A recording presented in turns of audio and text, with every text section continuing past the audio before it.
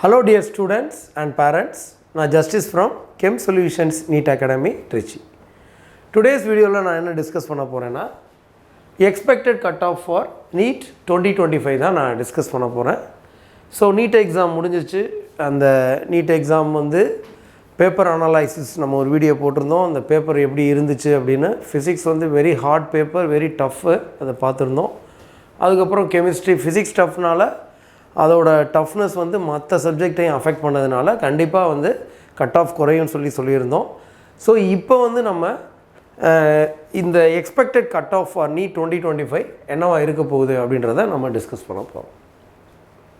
இதில் வந்து பார்த்திங்கன்னா factors affecting NEET cut off 2025. So what are the factors affect பண்ணுது அப்படின்றத பார்த்துருவோம். New pattern and duration. இப்போ வந்து பார்த்திங்கன்னா நீட் 2024 வந்து பார்த்திங்கன்னா 3 hours 20 minutes நடந்தது. அங்கே ஈச் சப்ஜெக்டில் செக்ஷன் ஏ இருந்தது, செக்ஷன் பி இருந்தது, நமக்கு எக்ஸ்ட்ரா ஆப்ஷன் இது கொஸ்டின்ஸ் ஆப்ஷன்ஸ்லாம் இருந்தது. அதனால் நம்ம பண்ண முடிஞ்சது செக்ஷன் ஏ, செக்ஷன் பியில். இங்கே வந்து பார்த்திங்க அப்படின்னா உங்களுக்கு டியூரேஷன் வந்து 3 hours மாற்றிட்டாங்க. So 45 questions in each subject. உங்களுக்கு டோட்டலாக 180 questions, 180 minutes அப்படின்றப்ப அந்த டியூரேஷனும் உங்களுக்கு கம்மியாகுது. அந்த செக்ஷன் பிங்கிற ஒரு ஆப்ஷன், எக்ஸ்ட்ரா ஆப்ஷன் இல்லை அப்படின்றப்ப அது வந்து கண்டிப்பாக என்ன சார் பண்ணும், கட் ஆஃபை அதிகப்படுத்துமா கம்மிப்படுத்துமானா கண்டிப்பாக கட் ஆஃபு குறைக்கும். பட் ரொம்ப குறைக்குமா அப்படின்னா கன்ஃபார்மாக குறைக்கும், பட் பெரிய அளவில் இம்பேக்ட் வந்து க்ரியேட் பண்ணாது. ஓகே, இப்போ exam hall, the role of invigilators, இது எப்போதுமே பிரச்சனையாக தான் இருக்குது. த ரோல் ஆஃப் இன்விஜிலேட்டர்ஸ் ஒவ்வொரு நீட் எக்ஸாம் அப்போயுமே வந்து இந்த இன்விஜிலேட்டர் வந்து ஒரு சில எக்ஸாம் ஹாலில் நல்லா தான் பண்ணுறாங்க, அவங்கள அப்ரிஷியேட் பண்ணி ஆகணும், ரொம்பவே நல்லா பண்ணிகிட்டு இருக்காங்க. ஆனால் ஒரு சில எக்ஸாம் ஹாலில் வந்து ரொம்ப பிரச்சனை கொடுக்குறாங்க, அவங்களுக்கு தெரிய மாட்டேங்குது. அவங்களுக்கு வந்து ட்ரெயின் பண்ணுறாங்க. எக்ஸாம் வந்து நடக்கிறதுக்கு முந்தின நாள் எப்படி வந்து இன்விஜிலேட்டர் எப்படி எக்ஸாம் ஹாலில் இருக்கணுன்றதை ட்ரெயின் பண்ணுறாங்க. அதை வந்து ஒழுங்காக கவனிக்க மாட்டாங்கன்னு நினைக்கிறேன். ஏன்னா ஒரு சில எக்ஸாம் ஹாலில் என்னென்னா 2:20 தான் எக்ஸாமே ஸ்டார்ட் பண்ணியிருக்காங்க. ஏன்னா வந்து அந்த ஓஎம்ஆரை ஃபில் பண்ண விட்டுருக்காங்க. ஆஃப்டர் 2 o'clock 2 மணிக்கு மேலே ஓஎம்ஆரை ஃபில் பண்ணியிருக்காங்க. அதில் உள்ள வேலையெல்லாம் பார்த்துருக்காங்க. எக்ஸாம் ஆரம்பிக்க 2:10 ஏன் 2:20 வரையுமே ஆயிருக்கு.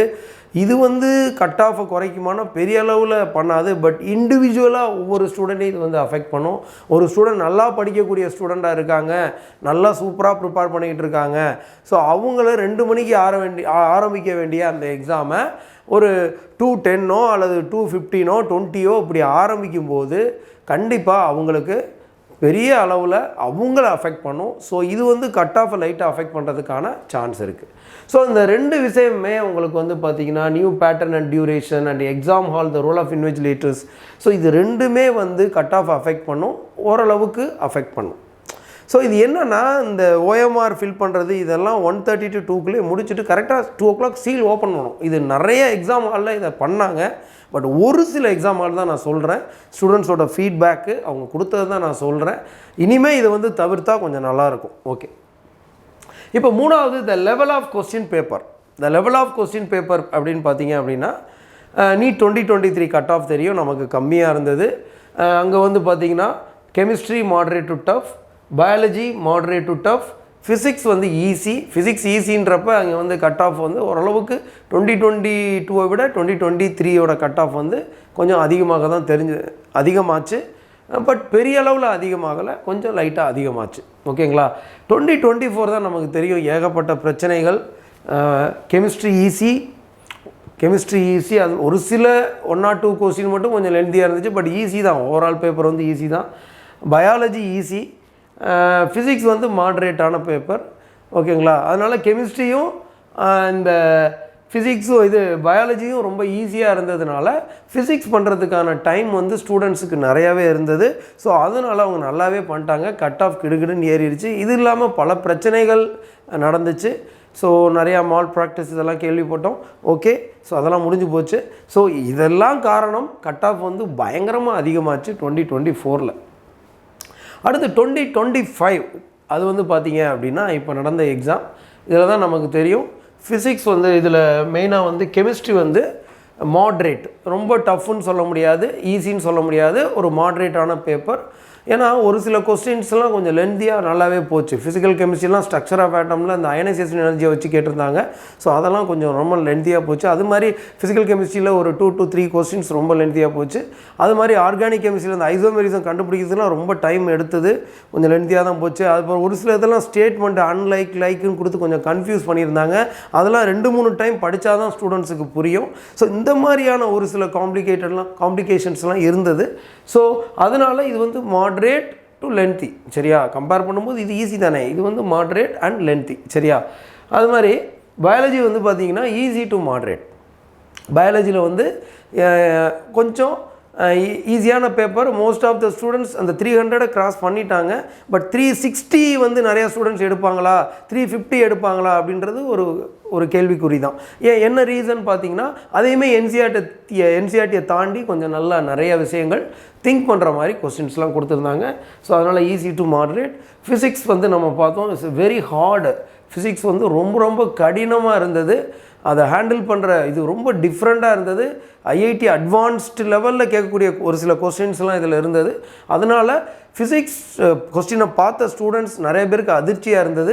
அந்த ஃபிசிக்ஸோட டஃப்னஸ் வந்து கெமிஸ்ட்ரியும் அஃபெக்ட் பண்ணிடுச்சு, பயாலஜியும் அஃபெக்ட் பண்ணிடுச்சு. அப்போ ஓவரால் கட் ஆஃப் வந்து கண்டிப்பாக வந்து பயங்கரமாக ரிடியூஸ் ஆக போகுது. ஸோ அதுக்கு மிகப்பெரிய காரணமாக இருக்குது இந்த ஃபிசிக்ஸ் தான்.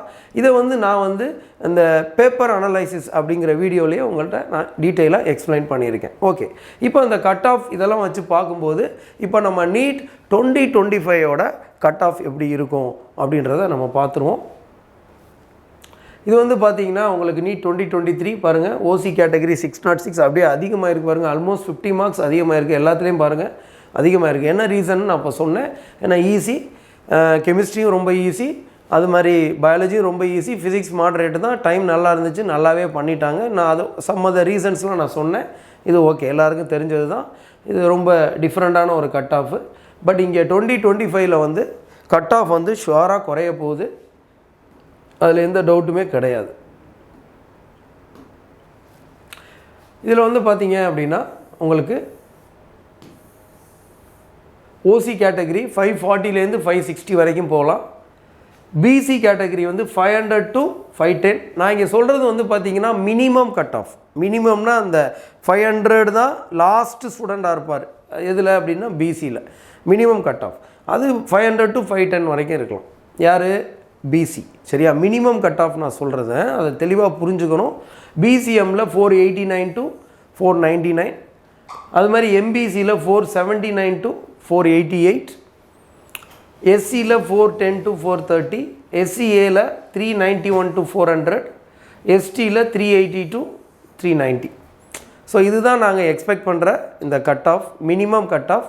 இது வந்து பார்த்தீங்க அப்படின்னா இதை விட கட் ஆஃப் வந்து இன்னும் கம்மியாகிறதுக்கான சான்சஸ் கூட இருக்குது. பட் இதை விட அதிகமாகிறதுக்கான சான்ஸ் வந்து ரொம்ப ரொம்ப கம்மி தான், என்னோட இதில் சொல்கிறேன்.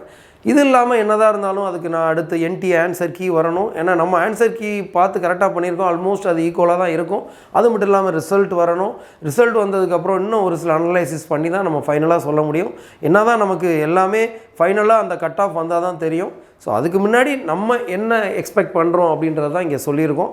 ஸோ இது வந்து உங்களுக்கு ஒரு கான்ஃபிடென்ட்டை கொடுக்கும்னு நினைக்கிறேன். தேங்க்யூ.